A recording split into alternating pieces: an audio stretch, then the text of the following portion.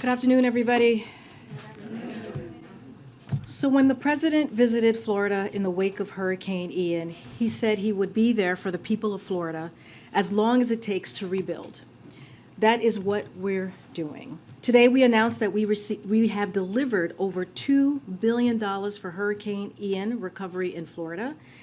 We've provided millions of dollars in low-interest disaster loans to homeowners, renters, and business owners.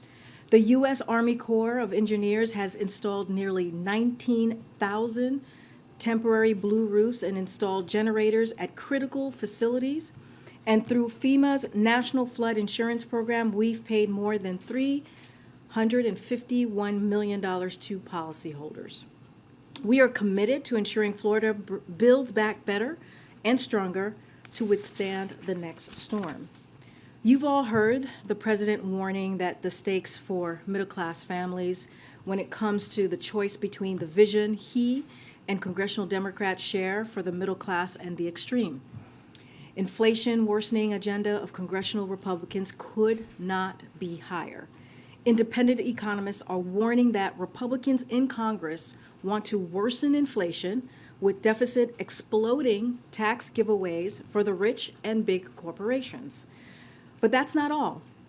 Congressional Republicans from Senator Rick Scott to Senator Ron Johnson to the Republican Study Committee, which includes most House Republicans, have all been unmistakably clear that they want to put Medicare and Social Security on the chopping block. Yesterday on Meet the Press, Senator Scott was yet again forced to answer for the extreme proposal he released earlier this year that would force Medicare to expire in 5 years unless Congress voted to renew it. He tried to snake his way out of this plan by throwing up a debunked lie, attacking the new power we gave Medicare to negotiate lower drug costs, for which he was called out on the facts. Now, let that sink in for a second. Let that sink in for just a second. A member of Republican Senate leadership proposes that Medicare expires in 5 years and defends himself with a made-up excuse to strip Medicare of its power to hold big pharma's feet to the fire and lower drug costs for families. Very good. Sorry. And here's the kicker.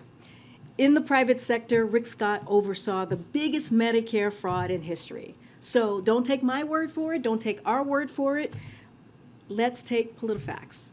So with that, you really can't make things up.